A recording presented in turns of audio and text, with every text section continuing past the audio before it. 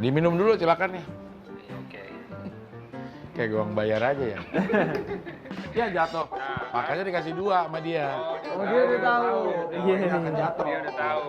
Betul. Bener dong, dikasih duit cuma 2 doang. Iya, karena Kalau rezeki nggak kemana kan? Kemana? tapi kalau nggak kemana-mana nggak bakal dapet rezeki. Iya. Kitanya suka kemana-mana kadang-kadang. Iya. Ben, biasanya lu pusingnya apa nih kalau urusan rezeki? Kalau urusan rezeki, nah ini sering dinasihatin gini katanya. Kalau kita bersyukur, insya Allah kita akan dicukupi. Nah itu kita gimana tuh? Berkonaannya gimana tuh? Sebenarnya qanaah itu salah satu perintah dari Nabi Muhammad ya. Merasa cukup. Jadi cukup buat beli mobil, cukup buat beli Itu rumah. emang cukup. Oh, pas aja. Kayak pas-pasan itu, pas buat beli mobil, pas buat beli ini ya.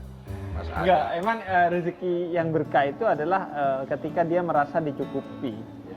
Kita nggak pernah merasa butuh. Ketika butuh sesuatu yang tentunya yang memang betul-betul dibutuhkan ya, bukan diinginkan, itu pasti ada aja dapat jalannya. Gitu. Ya, iya betul. Jadi pas anak mau masuk sekolah, tiba-tiba dapat kerjaan yang cukup buat nyekolahin anak gitu. Nah biasanya orang yang kemudian merasa terus haus, kalau dia nggak pernah merasa cukup. Karena lagi-lagi kan ini haus aja jadinya. Iya, enggak itu kalau minum air laut biasanya gitu. Makin diminum semakin haus. Nah ini gue percaya nih bahwa kita selalu diberi rezeki itu sesuai dengan kebutuhan kita. Pas awal-awal pandemi gue mah khawatir banget, Ben. Bisa gak gue ngejalanin? Karena bener-bener berhenti. Nggak ada pendapatan sama sekali. Nggak ada Dengan pengeluaran udah biasanya kebentuk ya. Kebentuk. Ada kreditan ini, kreditan Iya, itu yang ya. nggak bisa dikurangi. Ngurus kesini minta penundaan cicilan nggak bisa, ternyata harus. Tapi buktinya gue hidup nih sampai sekarang. Ikut aja gitu ya. Iya. Nah, Sebenarnya kalau untuk hidup doang sih pasti orang cukup sih. Betul. Makanya kata Mahatma Gandhi, apa yang Tuhan beri di dunia ini cukup untuk ngasih rezeki bagi semua orang yang merasa qanaah, yang merasa cukup. Tapi tidak cukup untuk segelintir orang yang tidak pernah merasa cukup gitu. Yang tamak gitu. puas. Yang tidak pernah merasa puas. Ya gak cukup. Akhirnya ya kadang keterlantaran atau ketidaksejahteraan orang itu disebabkan di kelakuan sebagian manusia lain gitu. Dan sebagian manusia yang kaya merasa, wah gua kaya berarti Tuhan cinta gua. Enggak juga. Ada yang namanya Tabaruj. bukan istidraj. Sidroj. Nah istidraj itu artinya Allah ngasih ke kita terus-terusan karena kita udah tersesat, makin dibikin sesat dengan Allah kasih. Fi qulubihim maradun fazadahumullahu maradan. Hatinya sakit, Allah tambah rasa sakitnya. Jadi lu kaya sombong, jauhin sholat, ya udah makin dikasih tuh karena mau dibenerin nggak pernah bisa. Ada tuh sahabat Nabi datang ke Nabi doain gua kaya. Lu cukup gini udah enak, bahagia. Karena lu setiap hari sholat berjamaah. Enggak, Nabi gua yakin tetap sholat berjamaah. Akhirnya Nabi doain, mulai sholat jamaahnya cuma maghrib isya doang. Waduh. Nah, nanti sholat jamaahnya cuma Jumat doang. Nabi tegur terus, akhirnya dia tersesat. Istidraj itu. Jadi hati-hati juga sama rezeki yang banyak gitu. Nah, untuk mengantisipasi tidak istidraj, tetap menjaga diri dalam ketakwaan kepada Allah dan dengan harta itu disedekahi. Ada yang bilang katanya biaya hidup itu murah, yang mahal itu gaya hidup. Siapa yang bilang? Mahatma Gandhi. Kurang ajar. Apa sih yang bilang? Katanya gitu. Nah, dosa nggak kalau kita punya gaya hidup yang atau sampai di mana ukuran kita punya gaya hidup yang sesuai? Itu pelajaran gua di tengah pandemi ini. Yang penting itu survive aja deh. Hidup aja udah disyukuri karena hidup itu adalah nikmat gitu. Dengan sehatnya dan lain sebagainya. Yang kedua ngajari tentang mati, bahwa ternyata mati juga deket ya, gak jauh-jauh amat. Iya. Walaupun kita muda, walaupun kita sehat, ada aja jalan Allah kalau mau ngambil nyawa kita. Karena itu disyukuri sebenar-benarnya ketika hidup, dan hidup memang betul-betul untuk mati gitu. Karena dunia adalah tempat meninggal, bukan tempat tinggal. Siapa yang bilang itu? Siapa tuh? Banyak banget quotes-quotes yang bisa dipotong-potong untuk media sosial nih. Betul banget. Anda ada yang ngesut. Anda ada yang ngesut di sini. Saya nggak ada yang ngesut. Makanya nongkrong-nongkrong gini sebenarnya kalau kita usulin ke Net TV mungkin bisa disutingin untuk dijadiin acara. Bisa kan diambilin dari CCTV sebenarnya. Iya. Lumayan lah tayang weekend juga nggak apa-apa kan? Ya, Sabtu Minggu gitu. Sore-sore ya, Sore-sore pas ya.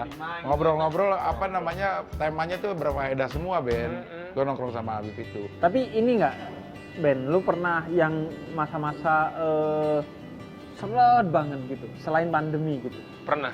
Gue pernah sampai rumah tuh udah sama bank tuh tagih mulu tuh bulanan. Gara-gara waktu itu ada yang dana yang nggak keluar lah. Tapi kan KPR rumah masih jalan terus kan. Terus kerjaan sih alhamdulillah ada, cuman kan ya kita kadang-kadang pembayaran dan lain-lain suka miss lah dari penjadwalan kita gitu. Terus sekali waktu rumah udah diingetin mulu nih kapan nih, udah sebulan, 2 bulan, 3 bulan ya gue bilang, ya gue gimana, udah kalau misalkan emang rumah mau diambil, ambil aja gitu. Malah gue ngerasa di momen seperti itu, ternyata duit cuma ngepas-ngepas aja tuh bisa ya gitu. Iya. Tapi memang kalau pandemi ini kan merata ya sekarang. Iya. Tapi momen-momen seret gitu, gue juga biasanya jadi bahan introspeksi, Jing. Jadi introspeksi, jangan-jangan nih masalahnya di kita. Emang mungkin sesuatu yang menyebabkan rezeki jadi seret, rezeki kita jadi terhambat gitu. Mungkin personally kita doang gitu, mungkin aja. Itu kurang ya, ibadah. intinya sih dua hal ya. Pertama adalah hal-hal yang bersifat lahir, dan yang kedua hal-hal yang bersifat batin. Hal-hal yang bersifat lahir misalnya lu malas, lu pelit, dan lain sebagainya. Kalau hal-hal yang bersifat batin adalah ketika kemaksiatan itu menghambat rezeki. Waduh. Makanya pembuka rezeki kan tadi istighfar lah, mohon Astagfirullah. ampun, terus bersyukur lah. Alhamdulillah. Yang batin ini kadang kita yang suka gak nganggep itu adalah usaha. Dianggapnya, emang ada hubungannya ya?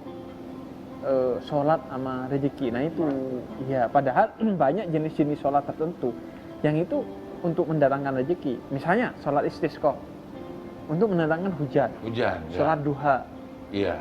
baca surat Al-Kahfi, itu mendatangkan rezeki semua. Sholat hajat bisa nggak minta datangin rezeki? Hajat. Memang Hajatnya rezeki. untuk minta rezeki, keinginan kita rezekinya banyak. Bisa gitu. kalau memang kita sedang ada hajat yang penting, misalnya mau nikahin anak gitu, ya udah butuhnya dana untuk nikahin, ya gak apa-apa. Sholat hajat untuk itu. Nggak pamrih itu, Bib. Apa? Nggak pamrih dalam ibadah artinya. Enggak, karena memang itu ketentuannya dari Allah begitu. Oh. Memang kayak kita pengen surga, pamrih enggak tuh? Ya enggak, karena memang itu janji dari Allah gitu. Ketentuannya begitu. Kecuali memang itu di luar yang memang dijanjikan oleh Allah. Karena sampai akhirnya ada satu titik, gue tuh suka nagih sama Allah gitu. Gue udah ini kok mana? Kok nggak dapet gitu. Ngerasa Memang udah. Allah punya utang sama kita. Kan katanya kalau lo beribadah ini akan dicukupkan rezeki, dikasih rezeki. Tapi ada satu masa nggak nyampe tuh rezekinya, nggak nyampe ke kita. Gimana tuh cara menyikapinya? Seakan-akan Allah punya hutang sama kita. Nah iya, sebenarnya pertama ya Allah nggak pernah punya utang. Ya. Malah Allah punya deposit ke kita. Artinya iya kan, sebelum kita ibadah sudah kita dikasih nikmat, deposit dong. Oh iya benar juga. Udah ada nikmat. Iya, Terus iya. yang kedua kata Allah dalam salah satu hadis kursi, la tas'al rizqat kama lam atlub minka amalagat. Gue gak pernah nagih amal-amal lu besok apa. Jadi lu juga jangan nagih-nagih rezeki gue besok gimana gitu. Artinya ya udah kerjakan, maka Allah kasih sesuai dengan apa yang kamu kerjakan secara lahir dan batin rezeki itu. Oh. Dan pahami apa itu rezeki tadi. Yang gue sehat, alhamdulillah. Gitu. Gue bisa nikah, gue punya anak, alhamdulillah. Gitu. Karena kan banyak yang nggak mendapatkan rezeki itu. Gitu. Ada yang Ini makanannya mana, Cing? Belum, sorry. Iya, nggak apa-apa. Ditanya mulu gue dari tadi, Cing. Lu mau nanya dulu apa gua ambil makanan dulu? Ya kalau Habib udah pengen makan dulu ya nggak apa-apa lah, Ya, sambil Cing, ngunyah sih orang enak juga. sholat aja, Cing. Kalau lapar, kalau ada waktu, Ditunda. makan dulu, Cing. Iya. Sholat di depan makanan aja nggak boleh, apalagi nih cuma ngobrol. Mending kalau ngobrolnya masuk TV. Iya. Udah ngobrol-ngobrol gak doang. masuk TV. Mending kalau ngobrolnya masuk net. Hajat saya. Nelayan. Nelayan lagi. Ya udahlah gua samperin deh sebagai yang paling tua. Gua coba melayani yang muda-muda. Lo mau yang ngelayanin sendiri? Iya. Iya, oke. Iya. Boleh.